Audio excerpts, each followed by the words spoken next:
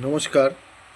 ভাগ্যবার্তা অনুষ্ঠানে আপনাদের সকলকে স্বাগতম, প্রণাম। শুভ মহালয়া শুরু হয়ে গেছে। আপনারা মন্দিরে কে কী দান করবেন, যথা সাধ্য মতো দান ক্রিয়া করলে বেদের বিধান ফলোদ্দান বা বস্ত্রদান, অন্নদান, যে কোনো দানে আপনাদের জীবনে ফিরে আসতে পারে অনেক উন্নতি, আর্থিক উন্নতি, সাংসারিক উন্নতি, সামাজিক উন্নতি।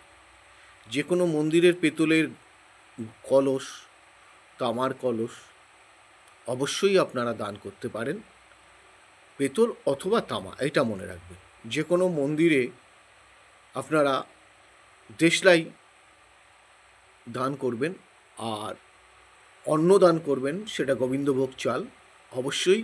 আর পুরোহিত বা যে কোনো দরিদ্র ব্যক্তিকে বস্ত্র দান করবেন। যদি পাকা চুলওয়ালা পুরোহিত পান তাহলে অবশ্যই ছাতা দিতে পারেন, কালো রঙের ধুতি দিতে পারেন, চামড়ার চটি দিতে পারেন, আর 5 রকম ফল সঙ্গে দক্ষিণা।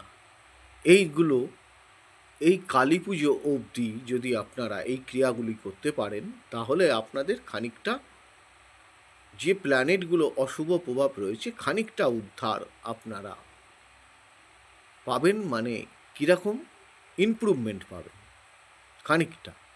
বাকিটা ওভারঅল আপনার প্ল্যানেট পজিশন অনুযায়ী প্রতিবিধান নিয়ে তবেই আপনারা এগোবেন। ভালো থাকুন।